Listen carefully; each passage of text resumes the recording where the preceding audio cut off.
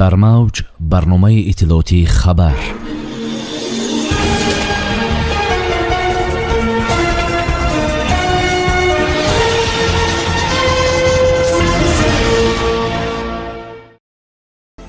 افزایش صادرات تربوزی تاجیکستان. نظارت نرخ و تأمین بازار. رئیس ولایت سوخت از بازار پنجشنبه خبر گرفت. زن در اسفره 18 سال روانه زندان شد. بایگانی دفتر امیر بخارا به فهرست خاطره جهان شامل شد. وضع آب و هوا در این هفته چگونه می شود؟ تاجیکستان حدود 540 تن تربوزی بروقتی را به خارج صادرات کرده است. مرکز مطبوعاتی وزارت کشاورزی تاجیکستان به سپوتنیک تاجیکستان اظهار داشت امسال در قیاس با سال گذشته صادرات تربوز زیاد شده، حاصلناکی نیز افزوده است. سبب افزایش حاصل تربوز امسال مساعد آمدن آب و هوا بوده، صفت آن نیز در پی استفاده فناوری‌های جدید بلند رفته است و خرید آن نیز در خارج خوب است، گفت منبع. بنابر اطلاع ریاستی رستنی پروری وزارت کشاورزی تاجیکستان به حالت سنه 9 ایونی سال جاری در خواجگی‌های جماعتی و دهقانی در میدان بیش از 18,000 گکتار پولیزی کشت کرده شده است. مرکز مطبوعاتی وزارت کشاورزی تاجیکستان میگوید از این مقدار تا 1 ایونی سال جاری 539 تن تربوز به خارج کشور قبل از همه روسیه و قزاقستان صادر شده است. رئیس ولایت سوخت رجبای احمدزاده شخصا مطمئن شد که در رسته‌های گوناگون بازار پنجشنبه شهر خوجند محصولات نیاز اول و میوه‌جات و پالیزی‌ها فراوان است و ساکنان محصولات ضروری خود را با نرخ‌های موافق دسترس می‌کنند. در این باره دفتر مطبوعاتی رئیس ولایت سوخت خبر می‌دهد. با اطلاع منبع همه روزه طبق طلبات سبزی و کارتوشکای بروقتی، تربوز، پمیدور و بودرینگ، زردالو، شفتالو، گیلاس و دیگر انواع میوه‌ها به بازار وارد کرده شده. پیشنهادی اهالی کردیده است. همزمان نان و محصولات نانی، گوشت و تخم، روغن و برنج، شکر و شیرینی ها نیز در بازار به طور کافی به فروش گذاشته شده است. تاکید شد که رئیس ولایت برای تنظیم و نظارت دائمی نرخ‌ها به رهبریت بازار و مسئولین اداره‌های دولتی سپارش ها داد. منبع قید نمود که برای تأمین دسترسی ساکنان به مواد غذایی تدبیر اندیشی کرده شده هر هفته روز شنبه در شهرهای صنعتی یارمارک فروش محصولات کشاورزی دایر می شود. دادگاه ولایت سوخت یک زن 42 ساله ساکن شهر اسفره را برای همکاری با حزب و حرکت‌های ممنوع در تاجیکستان و قصد کشتار 2 فرزندش 18 سال روانه زندان کرد. در این باره از دادگاه ولایتی بعضی پلوس خبر دادند.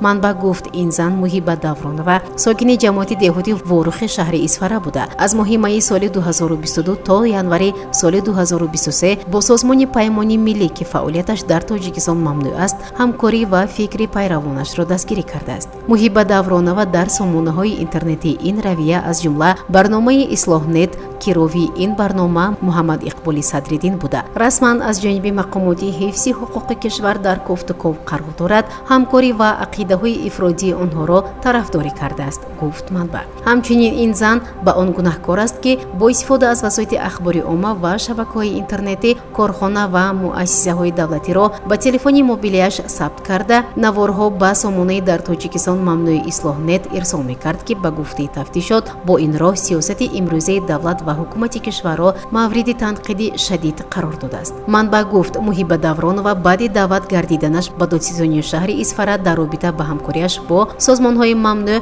با مقصد از جوابگیری جنایتی آزاد شدن سنه 9 ینوری سال جاری با قصد کشتار خود و 2 فرزندان نابالغش دارای مرگ مشروع اول خودش و بعداً به فرزندان نابالغش می‌خوراند. خود همان روز زن و فرزندانش در دادستانی شهر اسفره برای پرسش آورده می‌شوند و محض این عمل زن و کودکان خردسال او را از مرگ نجات می‌دهد. در مقامات پروکراتوره حالت مجبوران دادن مرگ موش از جانب مادر به فرزندان آشکار شده. نابالغان به شعبه احیای خردسالان بیمارخانه مرکزی شهر اسفره دسترس و از مرگ نجات داده می‌شود. همین طریق محیبه دورانова با قرار دادگاه ولایت سوخت برای همکاری با حزب و حرکت‌های فعالیتش در تاجیکستان ممنوع ماده 307 علاوه 3 قسم 2 و تیاری به جنایت، سوء قصد جنایت ماده 32 قسم 3 و آدمکشی 104 قسم 2 بندهای ا و ی کودکس جنایتی جمهوری تاجیکستان 18 سال از آزادی محروم شد. یادآور می‌شویم که چند سال پیش دادگاه عالی تاجیکستان چندی از تشکیلات و سازمان‌ها و سامانه‌های مربوط به آنها را همچون تشکیلات یا سازمان‌های تروریستی اکستریمیستی اعلام کرده، پیروی به گروه یا دستگیری کردن عقیده‌های اعضایان گروه از جمله لایک گذاشتن جوابگری جنایی دارد. бойгонии дафтари амири бухоро ба феҳристи барномаи юнеско хотираи ҷаҳон шомил шуд. дар ин бора роҳбари хадамоти иттилоотии агентии узархиф Анварҷон Айлиев хабар додааст. фонди бойгонии дафтари хушбегии амири бухоро ба феҳристи барномаи хотираи ҷаҳони юнеско шомил шудааст, мегӯяд ӯ. ба фонд дар умум ҳам ҳуҷҷатҳои марбут ба фаъолияти худи дафтар ва ҳам ҳисоботи ниҳодҳои марказӣ аз маҳалҳо, инчунин мукотиба бо идораи сиёсии императории Русия дар Бухоро дохил мешаванд. аз ҷиҳати муҳтаво он давраи аз ҳамроҳ шудани Бухоро ба Русияи подшоҳӣ то фурӯъпошии амурат дар соли 1920ро дар бар мегирад. асосан дар бойгони асноди бо хатти арабӣ ба забони тоҷикӣ форсӣ навишта шуда мавҷуд аст ки ҳам ҳаёти иҷтимоиву иқтисодӣ ва ҳам сохтори сиёсии он вақтаи Бухороро ифшо мекунанд. қаблан ЮНЕСКО осори мукаммали шоири тасаввуф ва файласуфи ҷаҳонӣ Мавлоно Ҷалолиддини Балхиро ба ин феҳрист шомил карда буд.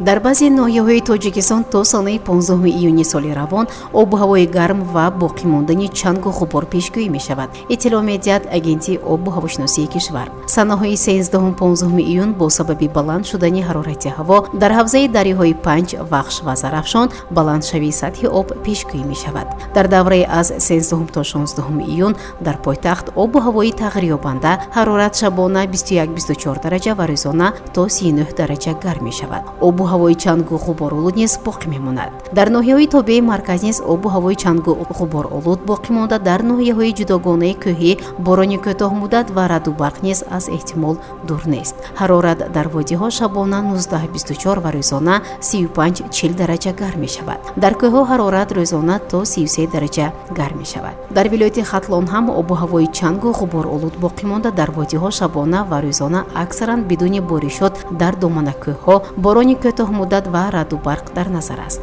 طبق معلومات آب و هواشناسان در ولایت سوخت روزهای نزدیک چنگ و غبار از بین می رود. در وادی ها آب و هوای اکثرا بدون بارشات و در ناحیه‌های کوهی باران کوتاه مدت و رعد و برق در نظر است. حرارت در وادی ها شبانه 19-24، روزانه 36-41 درجه. در کوه ها روزانه 25-30 درجه گرم می شود. با وجود کمی از بین رفتن چنگ و غبار طبق معلومات آب و هواشناسان در منطقه‌های جنوب و مرکز ولایت ختلان، شرق ولایت مختار کوهستان بدخشان، منطقه کلوب، ناحیه‌های طبیعی مرکز و شهر دوشنبه افلاسی هوا باقی میماند. برای شخصانی که مخصوصاً حساسند چنین آب و هوای چنگ و غبار آلود موافق نیست. به هر حالت سلامتی خود را نگه دارید. در موج برنامه اطلاعاتی خبر